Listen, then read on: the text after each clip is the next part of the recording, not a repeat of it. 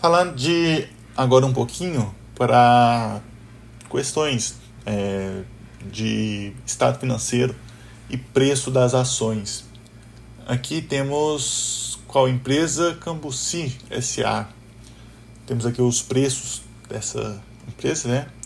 E aqui durante alguns trimestres temos a evolução financeira dessa empresa, né?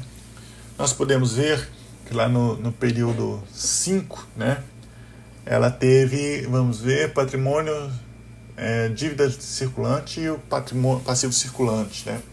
Nós podemos ver que a empresa tinha uma dívida maior, né, do que uma dívida circulante maior que o não circulante, né? Então, uma dívida circulante maior que os ativos circulantes, né? Então, tínhamos uma relação ali não muito boa para essa empresa. No segundo gráfico, né, temos o passivo não circulante em relação à dívida, né, a dívida líquida, né?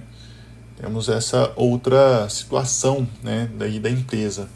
Nesse mesmo período, essa empresa passou por prejuízos, né? Então, essa empresa estava numa situação muito delicada.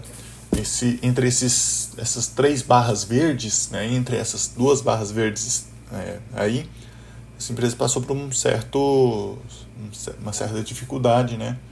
E a partir da última barra verde, a empresa gerou bastante lucro, conseguiu gerar lucro líquido, né, ali no ano de 2017, 2018, e a partir disso ela conseguiu melhorar a sua saúde financeira, pelo menos a não circulante, conseguiu possivelmente aí realizar parte da dívida. Nesse outro gráfico aqui temos uma melhor visualização, né? No caso aqui temos a liquidez corrente, a liquidez de caixa dessa empresa. Ela caiu a sua liquidez corrente, a sua liquidez de caixa, que são índices de liquidez, ou seja, relacionam o quanto que a empresa tem a pagar no próximo ano em relação ao que ela tem de caixa. Então é um índice muito importante. A gente consegue ver que ela teve uma diminuição da liquidez. E no outro gráfico, no gráfico do meio, que é o endividamento sobre EBITDA, a gente consegue ver que ela se endividou, né? Pelo menos, ou se endividou, né? Ou aumentou a quantidade de dívida, ou reduziu o seu EBITDA, o seu lucro operacional. Então ela passou por uma situação delicada, né? E a cobertura de juros também estava muito baixa, né? O índice de cobertura de juros, que é um índice também importante em questão de solvência de longo prazo, né? E a gente consegue ver que também depois, né, ali quarto trimestre de 2017 em diante, ela conseguiu reduzir sua relação de endividamento sobre EBITDA, de dívida sobre EBITDA, e isso foi bom para a empresa, né? Porque ela consegue ter ou manter a mesma dívida tendo um EBITDA maior, né? E consegue também liquidar suas dívidas. Ela também aumentou sua cobertura de juros, que é muito bom, que significa que ela tem capacidade de pagamento. E ela também aumentou a sua liquidez, ou seja, mostrando que ela tem recursos em caixa, ou pelo menos recursos que ela consegue realizar a curto prazo, para realizar o pagamento de todas as dívidas que ela possui, né? E isso se traduziu, se a gente colocar aqui barrinhas verdes, essas barrinhas verdes de referência aqui para essa empresa, isso se refletiu no preço da ação. A gente vê que ela vinha de um preço de um determinado patamar. Quando a situação financeira dela se complicou, ela teve uma redução no preço das ações. E a partir do momento em que ela teve uma melhora nos indicadores de endividamento, o valor dela também subiu expressivamente, né? Ela chegou a custar aí em torno de 50 centavos na última barra verde, e subiu, bateu o teto lá de R$ 9,00, né?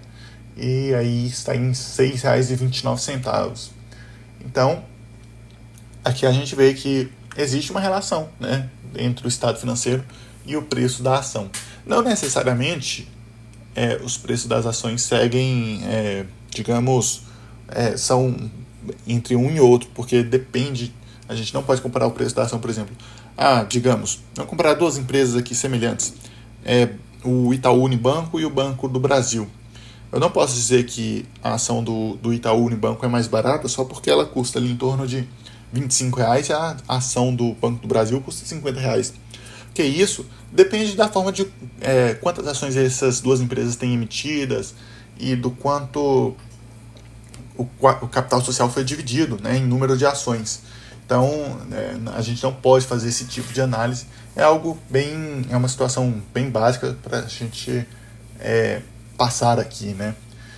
E essa ação de R$ 6,29, por exemplo, pode ser uma empresa boa, eu não a conheço, né? Pode ser uma empresa boa ou pode ser uma empresa ruim também, né? Então é importante sempre realizar esse tipo de análise, não olhar apenas para o preço da empresa e o preço dessa empresa é menor que o preço da outra empresa. Não necessariamente é uma análise real, né, que você vai fazer. Né? Não existe esse tipo de análise que você possa fazer, né? A não ser por questões de comprar lotes de ações, né? Se tiver duas empresas comparáveis, né? Então, aí você pode, né, verificar isso, mas não é um tipo de análise que se faça, ok?